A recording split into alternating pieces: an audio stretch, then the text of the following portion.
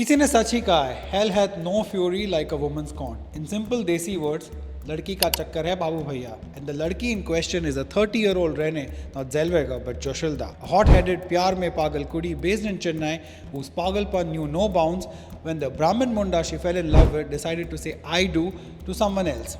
Such was Miss Joshilda's pyar ka josh that she lost all her hosh and played dirty to put some serious dosh on the guy who ignored her pyar for another hour. Oh my gosh. This included sending dozens of fake bomb threats in his name. Ms. Joshilda's explosive mail milap targeted some 20 locations across Bharat, including stadiums, schools, airports, and even hospitals. This aurat even targeted the iconic Narendra Modi Stadium in Ahmedabad, but her luck ran out when she tried to use the Air India flight crash to her advantage. Keep watching to know how Rene ko pad gaye lene ke dene. Ahmedabad police say Rene Joshilda's shatir dimag stems from the fact that she is a robotics engineer and a senior consultant with Deloitte in Chennai who knew how to navigate through the nasty pages of dark web to phasao her colleague. A colleague who had become her single-minded obsession after he chose to marry someone else over her. At this point in the story, it's important to tell you that despite all our research, we could not find anything to tell for sure if there was any typical pyar, ikrar and takrar between these two that may have led Rene to become like Madhuri Dixit Nene from the film Pukar. In fact, Rene's reign of cyber terror dates back to 2022 when she joined Deloitte as a senior consultant. Her office walas described her as highly educated and tech savvy. It was the usual project deadlines, office politics and harmless boss bitching until one fine day, a strapping young dude took away Rene's din ka chain aur raaton ki neend. His name was Divij Prabhakar, a dude who Rene met while she was working on a Bengaluru project. Somewhere between client calls and coding, Rene's brain hit a fatal error. She fell hard for Divij, who unfortunately was never programmed to return the feeling. Now, we're not sure what kind of signals she was getting, but Rene continued to have the hots for him, and this silsila of ek tarfa pyar went on for 3 long years. All this while, Divij ka dil was allegedly beating for someone else. But in Feb 2025, jiska dar tha wahi hua. Divij tied the knot with another woman. And that was the last straw for Rene to go all guns blazing after Divij, making his Jina haram by sending terrorizing emails in his name. Now, police say Rene Joshilda became the female who sent email after email with bomb hoax threats that unfolded over many months. But it intensified in mid-2025 right after her pyar became someone else's dil ka karar. Now, police say these hoax threats were sent to 12 venues in at least 12 states including Maharashtra, Ahmedabad, Rajasthan, Tamil Nadu, Delhi, Karnataka, Kerala, Bihar, Telangana, Punjab, Madhya Pradesh and Haryana.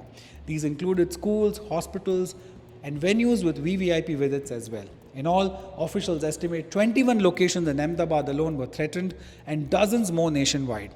Every alert caused painful evacuations and elaborate security searches, but each time they proved to be a hoax. So pagal was Rene in a quest for pyar that she created dozens of fake email accounts, many using variations of Divij's name to frame him. All the threatening messages came from these burner accounts that stemmed from a heartburn of a woman madly in love.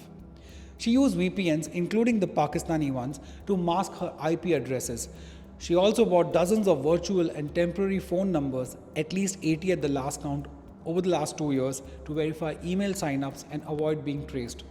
Threat emails were routed through Tor and dark web channels, so police hit more dead ends bar lagatar. So shatir was Rene in her mail ka khel that she often used encrypted email services to sign in. She never repeated an IP address, relied on disposable tools, and even used a co-worker's name to spread more confusion among the poor police walas. But finally, Rene ko pad gaye lene ke dene when she tried to mill the AI171 crash in her divangi for Divij. Police got a very important clue in Rene's hoax email after the Air India flight crash on 13th of June.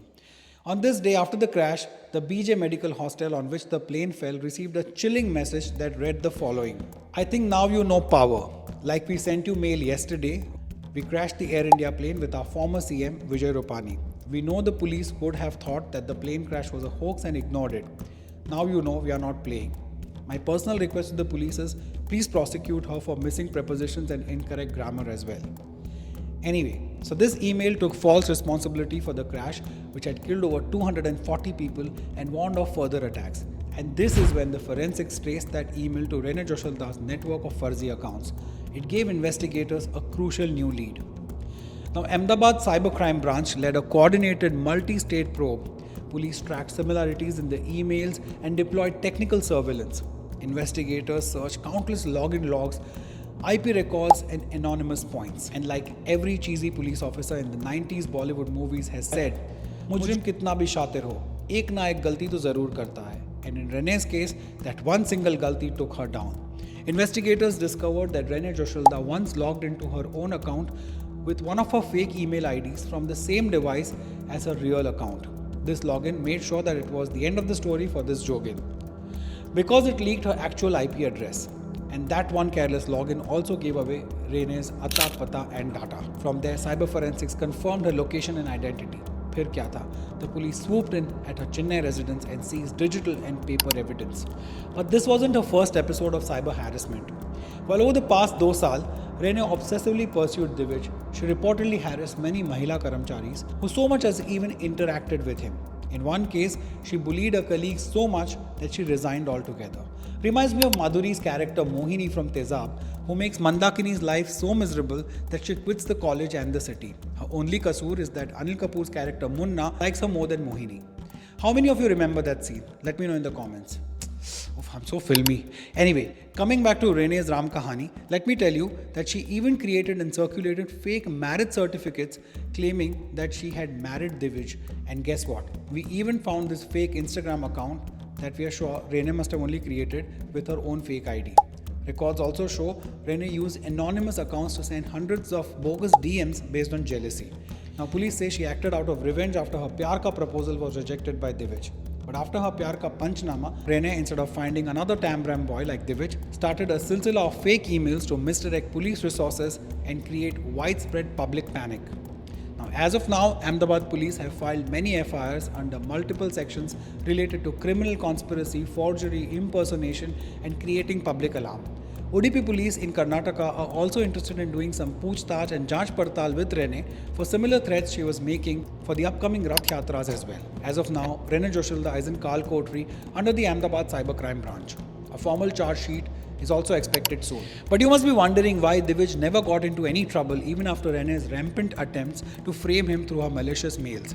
So well, the thing is that from very early on in the investigation, cybercrime officers detected that there is major dal mein kala in this story. They knew that this mail had nothing to do with those mails because they were coming from completely unassociated spoofed email IDs.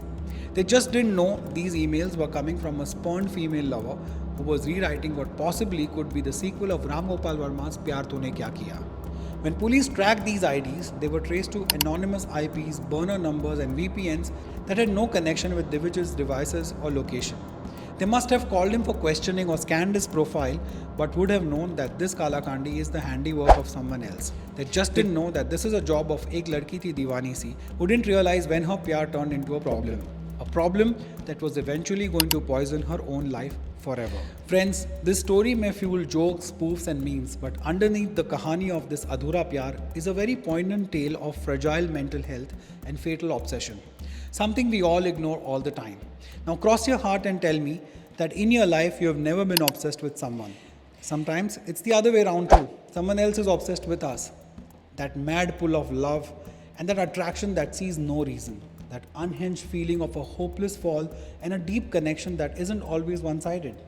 Many a times this Pyar Ka Bandhan stems from an initial friendship, infatuation and liking that ignites from both the sides but runs way deeper on one side, and the person on that end keeps drowning in despair, looking for desperate means to gain the attention of the person they love. Perhaps the same happened to poor Rene Joshilda too. After all, even after all our research, we have no clue just how close Divij really made her feel. If any of you know any of them, please DM me on Instagram @Reviewron is my ID and tell me more about this. But when it comes to Andha Pyar, we have all been there at some point or the other. It's real and very, very dangerous. It can make people do things that they never would. It can make people be someone that they never want to be. But like a cheesy Bollywood lyricist once said, Pyar pe chale na zor koi. Many times, this obsession is just beyond us.